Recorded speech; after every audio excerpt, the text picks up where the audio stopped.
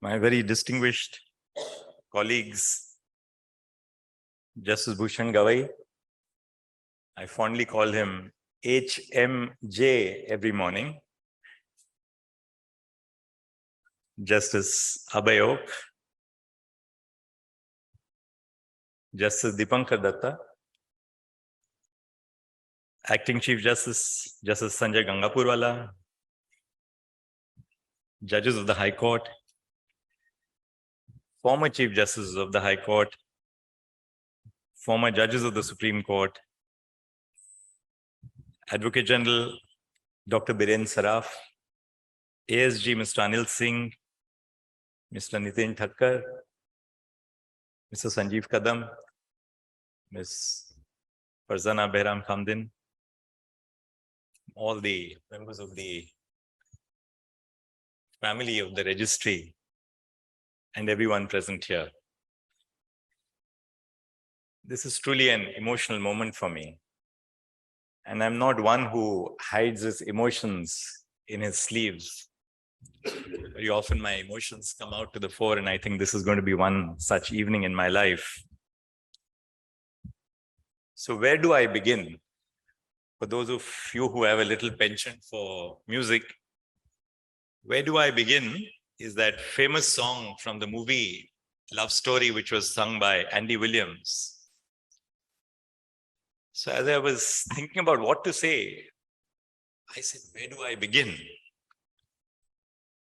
I think I should first begin by acknowledging that I'm here because of the sacrifices of my own parents. My father and mother didn't belong to a wealthy family. We had some lands, but our lands were all taken away in the agricultural stealing laws. And my grandfather said that we will not contest the rights of the tillers because they were really the people who represented the soil. And so the family moved on and tried to find alternative means. That's how someone became a lawyer, somebody became a doctor. But much before that, around the last few years of the 19th century, my great-great-grandmother, who lived in a small village in what is now Rajguru Nagar, found that her husband had decided to marry for a second time, which was then permissible under our law. So she took 9 children under her belt, mortgaged her jewelry, and brought them to Pune to chart a new course of life for the children of the family. So on the strength of that one woman who mortgaged her jewelry came the first doctor in our family who became an FRCS in those days, the first doctor who became an MRCP, my own father's uncle who was a leading lawyer in Pune. And that's how really the family disassociated itself, so to speak, from its landed tradition into the more intellectual traditions and professions. Talking of my own parents, they were not people born to wealth. My parents lived in a small chawl in Dadar by the name of Madhavadi. And my mother would carry, I was not born, but my parents told me the story. And my mother would carry clothes on her head and with a bucket in the hand to the nearest water tap when there was no water to wash the clothes of everyone in the family and relatives who would be visiting in large numbers from Pune and beyond to Mumbai. And she would tell me a story of how when my father became a lawyer, by the first train from Solapur, from the overnight mail from Pune, from various parts of Maharashtra, the first train would arrive at about 5 o'clock or 6 o'clock at what was then VT. And with that would come the first lot of clients to our house. So my mother would first and foremost serve them at 5:30 in the morning, a cup of tea. And that's when the first few briefs would be gathered at home. But our parents had the vision of sending both my sister, who is here, and me to an English medium school. To go to an English medium school was something very unique in our family because we were the first two in the family to go to an English school. My parents started learning English from standard 7, but they learnt a great deal of English. And when my father was asked, you had a penchant for English, when did you study at the University of Oxford? He would say, my Oxford was Nutan Marathi Vidyalaya in Pune. He never had the benefit of a foreign education, which he gave us. But he was a very strict man. When I passed my law, he was still in office and he said that I will not allow you to enter a court so long as I'm a judge of the Supreme Court. And he made that statement even without asking me before the bar of the Allahabad High Court. I had accompanied my parents as a young student, and he made that announcement suddenly at the Allahabad High Court. Now, whether I liked it or not, I had to abide by it. But he told me one thing. He said, look, I just checked up with my bank account and I have about 5,25,000 in my Provident Fund account, my GPF. It's all yours to take abroad and study because I know you will not waste this and that you will use this and put it to good use. Fortunately, I didn't have to draw on it, but those were the kind of values which I learned from my parents. So I began my practice at a time when my father had retired. There was an enormous amount of goodwill, but there was goodwill either to be won or to be lost. So I must begin this little presentation. I hope you'll not mind my being so personal by paying a tribute to my own parents, because of whom I think I can be addressing you this evening. But apart from that, I am very touched by the large presence of members of the bar and of my own colleagues or judges who mentored me who are present here in such abundant number this evening. I hope I'll not embarrass you by referring to you.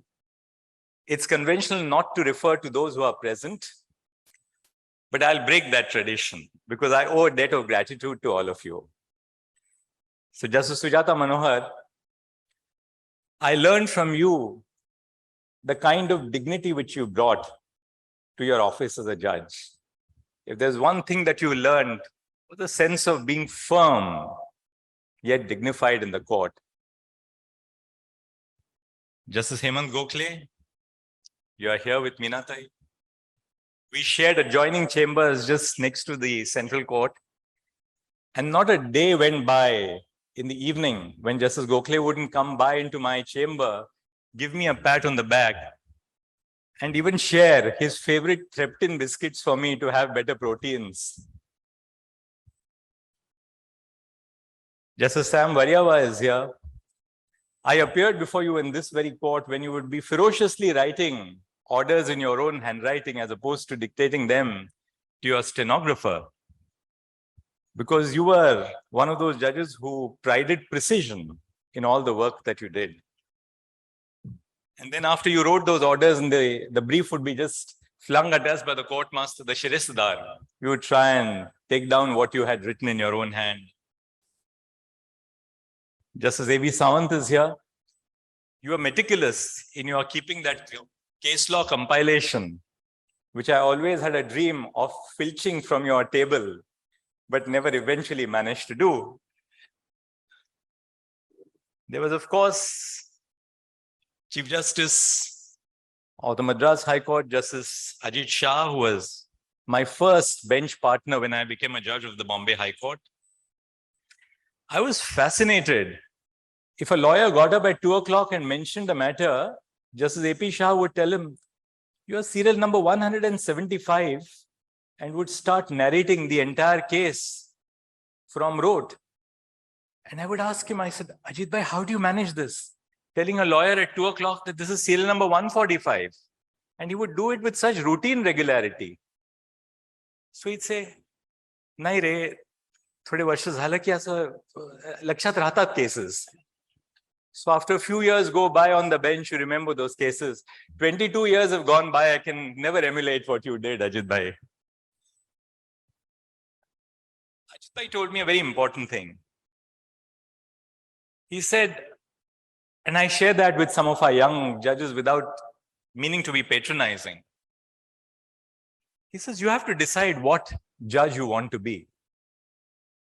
Do you want to be a judge who will be known by the number of cases that you disposed of?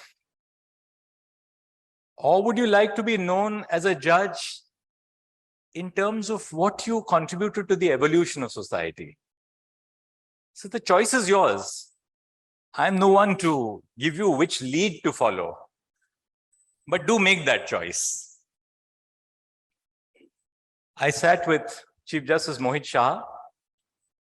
Chief Justice Mohit Shah had a very practical and apt way of approaching administration and judging.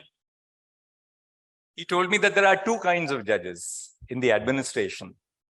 There are the Article 14 judges and there are the non-Article 14 judges. The Article 14 judges insist that in every decision of the administrative committee, you must apply equality, due process, and fairness. He says the other lot of judges are more practical. They realize that the administration has to function. But Chief Justice Mohit Shah was the one judge who saved the original side because he believed that the standards of excellence of our court are attributable to the existence of the original side. I had the pleasure of sitting in this very court with Justice F.I. Ribello. And I was deeply influenced and impacted by his sense of balance. He brought with him the sense of Goan, calm. He never hassled anybody. He was calm to the core. He was calm at 11 and calm at 5. But even today, I do narrate to judges in the Supreme Court and beyond 2 examples of judges who came into the judiciary with a political background, but whose politics completely left them the moment they assumed judicial office, Justice Krishna and Justice F.I. Ribello. Which is to say that once you become a judge, there is something about our office which completely obliterates the birthmarks which we bring into the judicial institution.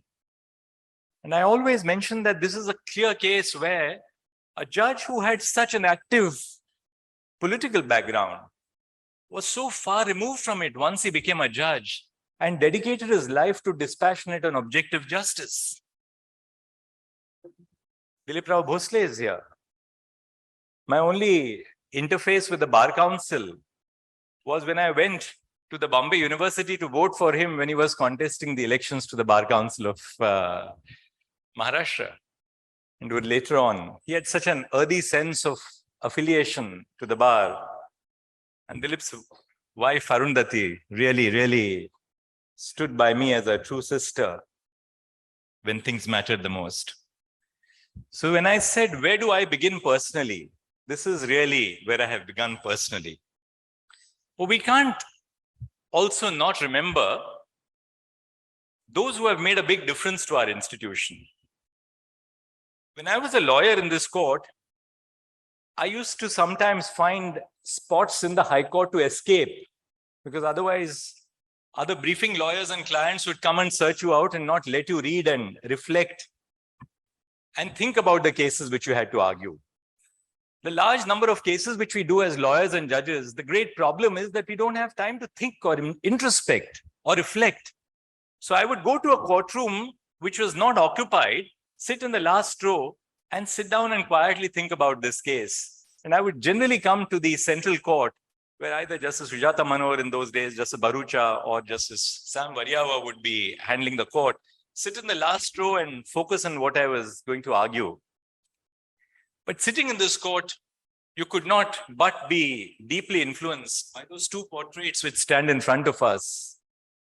Lokmanya Bal Tilak and Dr. B.R. Ambedkar. And that plaque which resides very firmly, and I say firmly with a sense of purpose, behind this court is an emblem of the fearless instinct of the Bombay High Court. Because the Tilak sedition trials in 1897 and 1908 took place within the precincts of this court. Likewise, Dr. Ambedkar, the architect of our constitution. Very few of you would know this, but my father shared this with me. Dr. Ambedkar would sit in a place called the Wayside Inn. The Wayside Inn has now gone away from Kalagoda. It was still there when I was a young lawyer and even a judge. And he would sit on those tables of the Wayside Inn, which had very, very distinctive tablecloths of pink and white checks, and constantly be writing.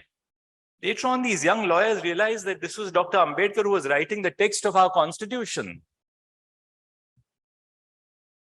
Then you had Mahamahopadhyay Kane, the two Bharat Ratnas our court has produced, Kane and Dr. Ambedkar. Firod Shah Mehta, K. Munshi. These are really our own ancestors who have laid the foundation for what the court it is today. H.M. Sirvai, Nani Palkhiwala. Sirvai was in the culminating years of his practice when I was a young lawyer, and I was arguing, there was a challenge to the validity of the Public Premises Eviction of Unauthorized Occupants Act in the adjoining courtroom, where the bench consisted inter alia it consisted of Justice S.P. Bharucha and Justice B.N. Sri Krishna. Sirvai was then too old to stand up and argue, so he argued for all the 42 days and odd sitting in the courtroom. I was the last counsel to argue, and I was briefed on behalf of the National Textiles Corporation. And I was briefed because everything that had to be said in the case had already been said. But just the previous evening, there was a judgment of the Supreme Court which was dead against the point which we were canvassing. So I got up and I handed over that judgment to the court and said that this is purportedly in favor of the other side, but I must bring it to your notice because this is the last word on the subject. Maybe the wrong word on the subject, but the last word on the subject. And Mr. Sirvai got up and said, he says, I'm impressed. This is in the highest traditions of the Indian bar that this young junior has cited a judgment which is dead against him. Nani Palkhiwala used to occasionally stray into our corridors, though he was then more in Bombay House than in the High Court. The judges of the City Civil Court were not given housing, unlike today, where all of you are given housing. Because the government had taken the view that if you had Bombay as your origin, then you better have your own house. So why should we give you a government house? And then the judgments on the Shetty Commission had not yet been pronounced. So Mr. Nani Palkhiwala would walk across from the Bombay House, come into our ground floor, borrow a gown from whoever was the junior who had a gown on him or her, wear that gown and argue for Roshan Dalvi and a whole lot of City Civil Court judges. And that's where the law was laid down that every judge within the Maharashtra judiciary must be given service accommodation. So it's important that we remember and acknowledge this debt of gratitude which we owe, because after all, we are just pilgrims in this great institution which has seen people come and people leave, some more eminent than the others, but all in the same tradition of the cause of compassion and justice. I came to the Bombay High Court after a stint in the Supreme Court, and the redoubtable Mr. Jangu Gagrat, I was planning to migrate to Mumbai from Delhi. The redoubtable Mr. Jangu Gagrat, I walked up to him and asked him whether I should continue to work in the Supreme Court and in the Bombay High Court. And he said to me, he says, if you want to earn a lot of money, please continue to be a lawyer in the Supreme Court. But if you want to learn the law, please come to Mumbai. I'm not sure that the lawyers and judges in Delhi would really agree to this today. But I made the choice and I came here and I joined the chambers of Mr. Temtan Nandyarujana. My first brief was to mention before Justice Sujata Manohar in the corner court on the ground floor, I had a PhD from Harvard in my hand. And I thought that for mentioning that brief for an early date, I will get a sizable fee. So the solicitor from Mullah and Mullahs told me, I asked him, how much do you charge for this kind of a docket? So he said, it's your first brief, so you can mark your docket as you want to mark it. So I said, but please tell me, because I'm not quite sure about what I should be marking. So he says, well, for this kind of a brief, you normally mark a fee of 5 guineas. But since it's your first brief, I don't mind increasing it to 7. So that was a reminder that Harvard PhD under your belt aside, you're worth 7 guineas in a court in Bombay, as it then was. But I joined the chambers of Mr. Andhyarujana. I first went to him and called him sir. And he said, look, there are no sirs in the legal profession because we are all equals. And from that day, I started calling him Temthan. Temthan was my senior, my mentor, and my guide. But that represented a sense of equality at the bar. I can't say that my juniors called me that. My juniors all called me sir, and they still call me sir. But there was something about this tradition about being equals in the chamber, of being equals intellectually and being involved in this common endeavor to find principle and the balance of justice. But we had some remarkable lawyers to whom I owe a debt of gratitude. We had Mr. Milind Sakhardande, very distinguished lawyer who generally practiced in the city civil court, but had a lot of practice in the Bombay High Court as well. He had a fear of flying. So because he had a fear of flying, he would ensure that all his cases, when they went to the Supreme Court, would be engaged with a junior who used to associate with his chamber. So he would put his hand into his coat pocket, pull out as much money as he could stuff into yours and say, go to Delhi tomorrow, there's a matter which is coming for admission. I was once mentioning a matter without a brief in hand. Mr. Nitin Thakkar, who is now the president of the bar and sitting there, came to me quietly and said, Dikra, never mention a matter without a scrap of paper in your hand. Even if it's a wrong brief, have some brief in your hand. Ashok Desai, about whom I spoke this morning, the doyen of the bar. Firdaus Talyar Khan, who unfortunately we lost to a Himalayan trekking accident at the peak of his career. I was briefed with Firdaus, and Firdaus said, well, how much were you planning to mark in this matter? So he said, well, if I mark 200, you will get 1/3 the fee, which would be 60. But I'll increase my fee to 500, so your fee can be increased as well. We had distinguished judges before whom we appeared. Justice Pense. When you pass by Justice Pence's court at 2 o'clock, you better be sure that it was 2 o'clock, because he would enter the court not 1 minute before 2 o'clock and not half a minute after 2 o'clock. We learned from Justice Pense the ability to be precise in the most complex of original side appeals, the ability to frame minutes of the orders, of which he was such a great exponent. I learned a great deal in the court of Ramesh's father, Justice D.R. Dhanuka, whom we used to very fondly call Dr. Dhanuka because he was D.R. Dhanuka, an erudite scholar who also took up judgeship at the age of a ripe old 50 plus to dedicate himself to the cause of justice. He knew he was not going to go to the Supreme Court or even become a Chief Justice, but he took up justice in this mission to do justice to others. There was Chief Justice P.D. Desai. Every morning, Chief Justice P.D. Desai's court would be full of what we would call the Desai Darbar. We would say the Darbar is full in Justice P.D. Desai's court because that was the time before the mediation movement had started, that Chief Justice P.D. Desai would have scores of or scores of litigants, labor, rent act, just name it. And he would be trying to do mediations in practice in that courtroom. It was an object example, brilliance in administrative law, completely oblivious to who was the senior on the other side, and a fierce desire to do justice. A person who told the Chief Justice of India when he was called to the Supreme Court, sorry, he said, I would rather retire as the Chief Justice of the Bombay High Court because he had been superseded by the appointment of somebody before him who was junior to him in the Gujarat High Court. Chief Justice Chittatosh Mukherjee. As a young lawyer, I attended the resolutions of our bar when we decided to boycott 4 judges of this court because we believed that they had transgressed the line of integrity. Those were tumultuous times. when the Chief Justice of the High Court decided not to give work to 4 judges.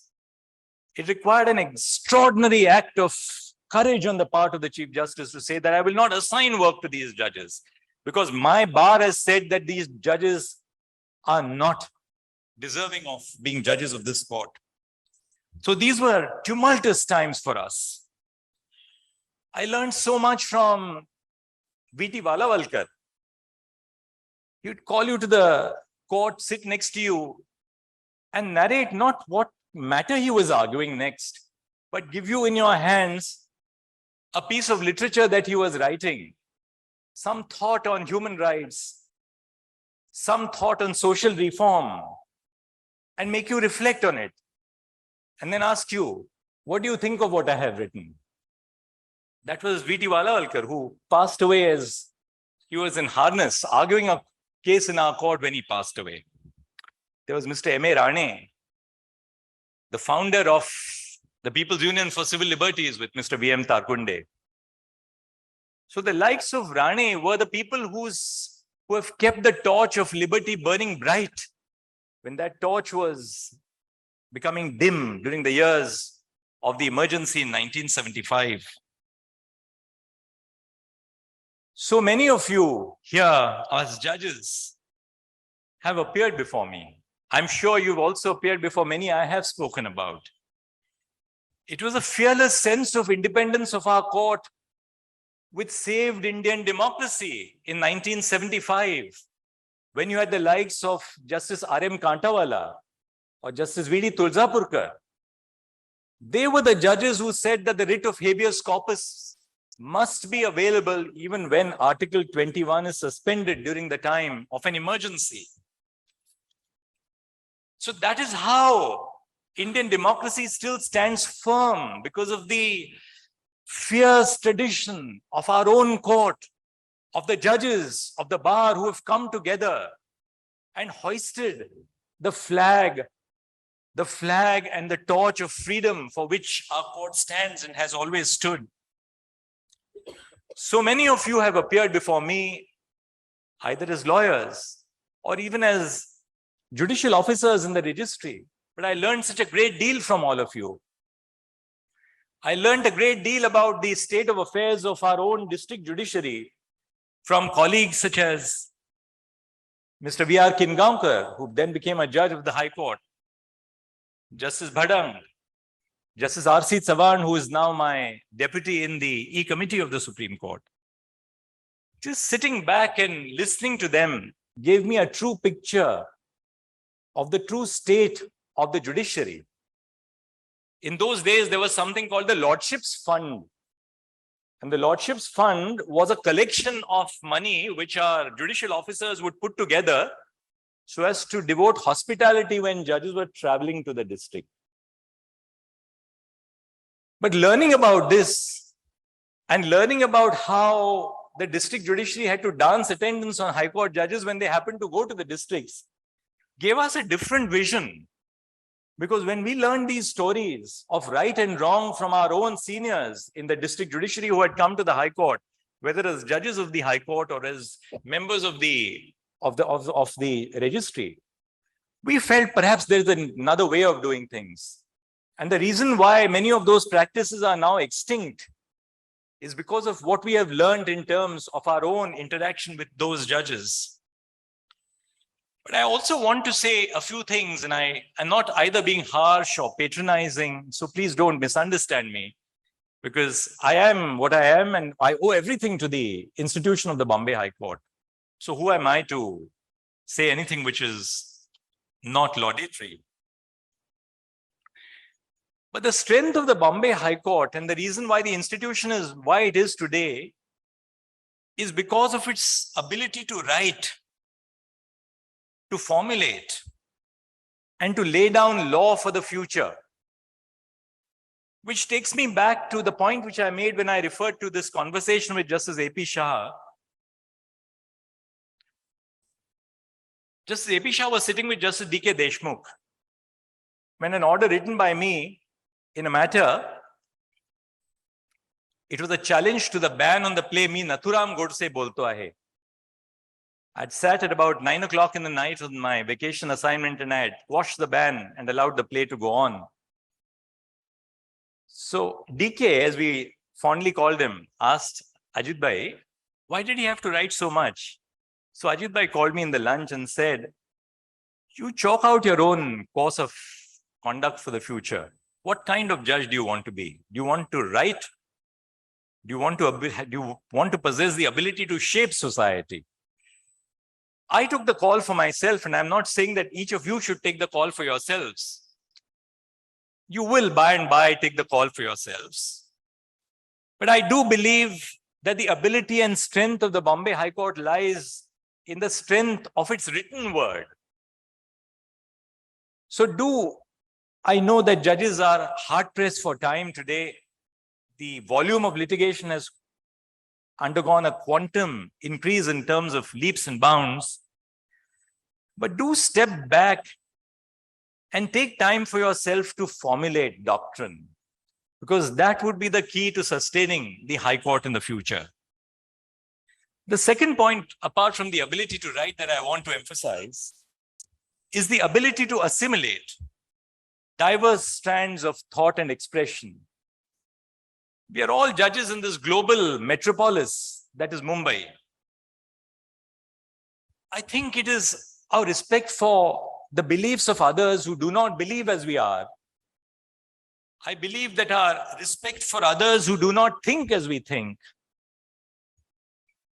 our belief for others who don't dress as we dress, that sense of belief sustains the inclusion and the diversity of our society. And that sense of inclusion and diversity in our society is a cause of its stability, tranquility, and its ability to sustain constitutional values in the future. One of the lessons which I have learned during my own 22 years on this side of the bench is that you're constantly judging the lives of others. But I try to judge, which I'm duty-bound to do, without being judgmental. Now, it's a very thin line which you ask yourselves. How do I judge without being judgmental?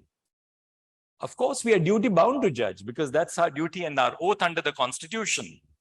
But at the same time, I do believe it's important not to be judgmental on the lives of others. Be accepting of the right of others to live the lives that they want to live, unless they transgress the law.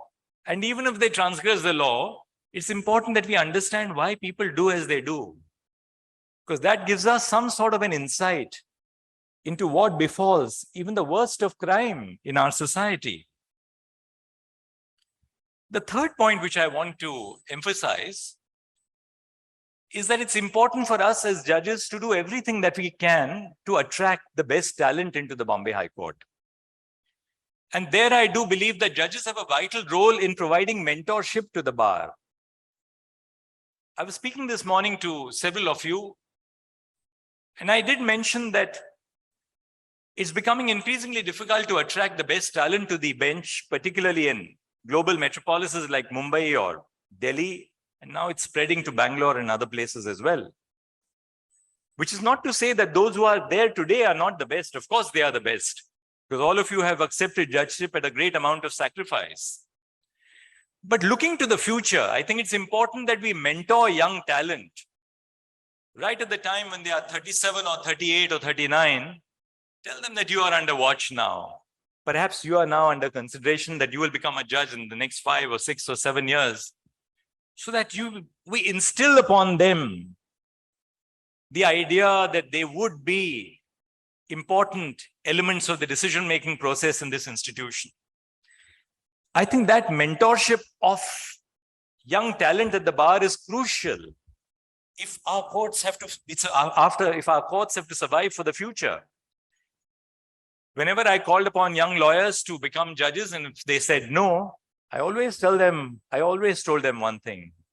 I said, if you don't accept judgeship today, then you will get 25 years down the line the judges you deserve. And we have to guard against that, not for today, but from what will be, say, 15 or 20 years down the line, if the best don't come over to this institution, in which all of you have a very important role to play. Well, Bombay has a very strong contingent in the Supreme Court of India. Justice Bhushan Gavai, Justice Oak, Justice Dipankar Datta. I don't think you're from Calcutta now. You're really from Bombay, at least by the applause which Dipankar you got this evening. And I do hope, and I'm sure that I'll continue to get the support of each one of them as we contribute for the future. Just a final few words. The nature of the judicial institution has changed over the last decade. There's an increasing emphasis on technology in our functioning. We couldn't have functioned if it was not for technology during the times of COVID. The infrastructure which we have put into place during COVID should not be dismantled. It has to be used. Our court represents a global commercial metropolis. And I think it's important that we use technology even if we are not comfortable with technology. Technology is not meant for geeks. Technology is meant for duds. Because the back office of technology is complex, but the front end of technology is as simple as it can be, because it is intended for the use of everyone like you and me who wants easy to use technological tools. The district judiciary, both within the and outside the High Court. I was delighted to learn that the Madhya Pradesh High Court has passed a resolution yesterday, saying that here on, the district judiciary shall not be referred to as a subordinate judiciary. And I think that's a very important symbol of the district judiciary being equals. Unlike, say, the civil services, where young collectors or young members of the civil service are treated as equals. In the judiciary, we have this sense of subordination, that sense of hierarchy. And that sense of hierarchy prevents us from getting the best inputs. There is this divide between those who come from the services and those who come from the bar. I think that sense of hierarchy, that sense of divide must end. Because there's much that contributes to the enrichment of the high courts from those who come from the services. The members of the bar bring a sense of freshness, of a recent experience with the legal profession. The members of the service who come to the high courts bring the sense of continuity, of tradition, which is so important for judicial institutions. Finally, I must conclude by telling you of a little incident which has shaken me to the core. I probably took much longer than I should have, but I'll end with this incident which has moved me to the core. It's all about an autobiography written by one of our own judges recently. Some of you may have read that autobiography. It's a very dear sister to all of us. And I was shaken to the core when I read the autobiography a few months ago. She narrates an incident in the autobiography.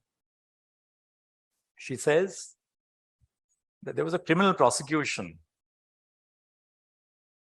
to which her husband was subject when she was a member of the district judiciary. And she says in her autobiography, and I'm referring to it because it's now published material. I wouldn't have shared it if it was unpublished, privacy protected information.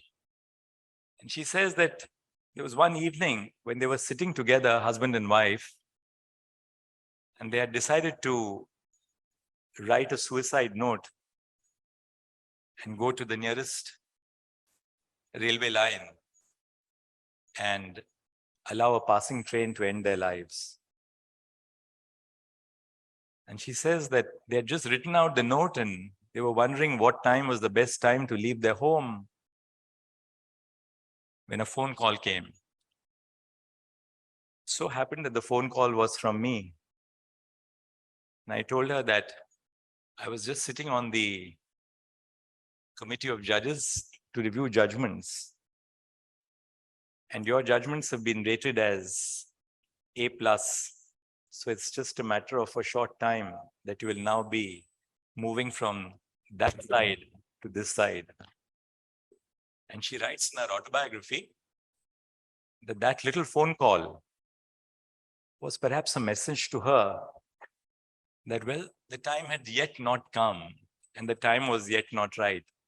So she says, we tore up that letter, put it in the waste paper basket, and then continued to see another day. I'm sharing this with all of you because at the end of it all, I think the worth of the lives which we lead depends upon whether we leave the world a slightly better place to live in, if this indeed were the last day of our life. A very beautiful book written by a professor at Stanford, which is called The Last Lecture. And in the last lecture, the very distinguished professor who was detected to have a terminal ailment says, we cannot ever change the hand that we are dealt with, but we can certainly change the way we play the hand. So at the end of it all, really, I think it's for us to decide, how do we as judges leave the world a slightly better place to live in, if this indeed were to be the last day, which is the motto with which I try and lead my life every day. So I began by saying that this is an exceptionally emotional moment for me today. I took a little more time than I should have, but you will pardon the lapse of someone who owes everything indeed to this High Court and to this High Court alone. Thank you very much.